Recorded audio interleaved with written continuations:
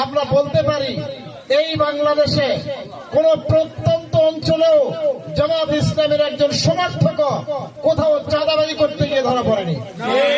এই জন্য জামাত ইসলামী একমাত্র বলতে পারে বাংলাদেশকে চাঁদাবাজ মুক্ত একটা দেশ করার জন্য একমাত্র জামাত ইসলামী বলতে পারে। এই জন্য আমার বক্তৃতা বেশি লম্বা করবো না। আমাদের বক্তব্য কোনো ব্যক্তি কোনো দলের বিরুদ্ধে নয়, আমাদের বক্তব্য হচ্ছে সত্যের পক্ষে, অন্যায়ের বিরুদ্ধে।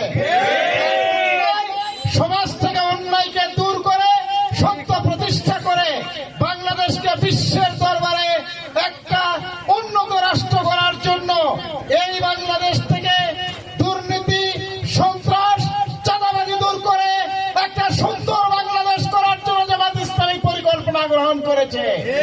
আপনাদেরকে উদাত্ত আহ্বান জানাবো, আসুন আজকের এই বাংলাদেশকে বিশ্বের দরবারে উন্নত একটা দেশ গড়ার জন্য আমরা এই দেশকে সোনার বাংলা করবো ইনশাআল্লাহ।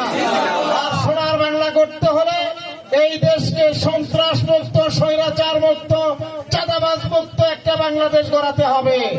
আর এইটা সম্ভব কোরআনের শাসন দ্বারা, রসুলের বিধান দ্বারা, রসুলের আদর্শ ছাড়া সুন্দর সমাজ গড়ার আর কোন বিকল্প পথ নাই।